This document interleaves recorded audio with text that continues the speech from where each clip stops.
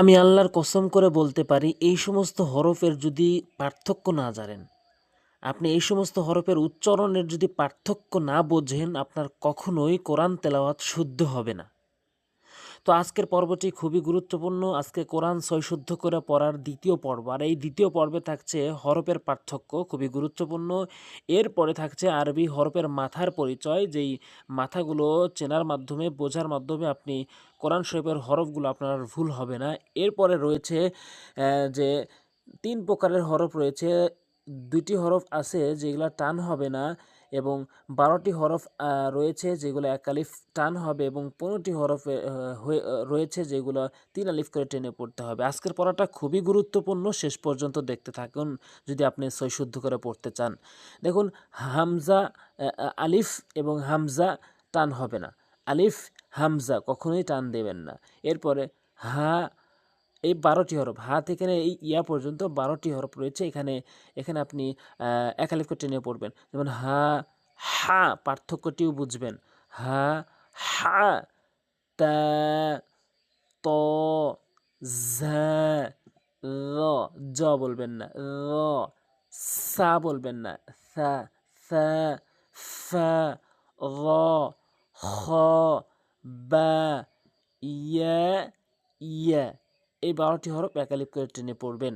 এরপরে যে রয়েছে জাল থেকে নুন পর্যন্ত, এগুলো ৩ আলিফ করে টেনে পড়বেন, এবং হরফের পার্থক্যটা ভালো করে বুঝবেন, হরফগুলো ভালো করে উচ্চারণ করবেন।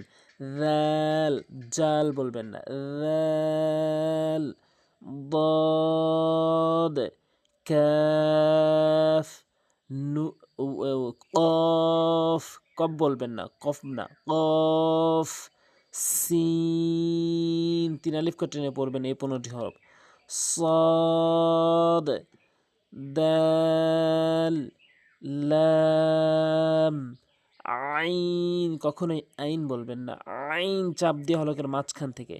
জিম, গাইন, শিন, মিম, ওয়াও, নুন, এভাবে পড়বেন বারবার।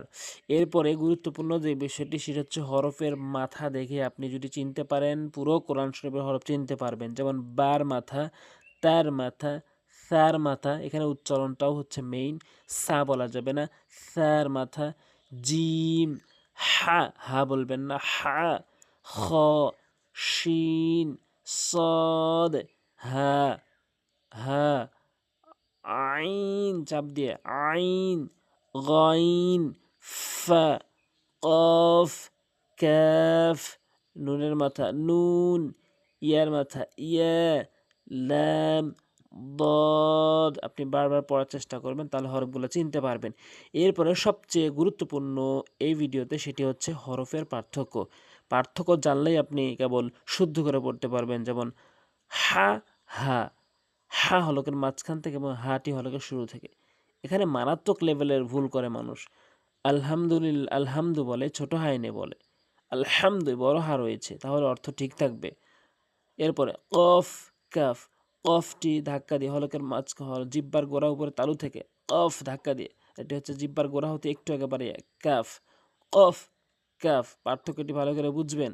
জিম, ঝা, জিম জিব্বার মাঝখান উপরে তার সঙ্গে, ঝা জিব্বার আগা উপরে নিচে ২ দাঁতের আগা, ঝা, জিম, ঝা, র, জাল একই জায়গা থেকে উচ্চারণ, জিব্বার আগা সামনে ২ দাঁতের আগা। পার্থক্যটি হচ্ছে দটি মুখ গোল আর জালটি মুখ ওসার।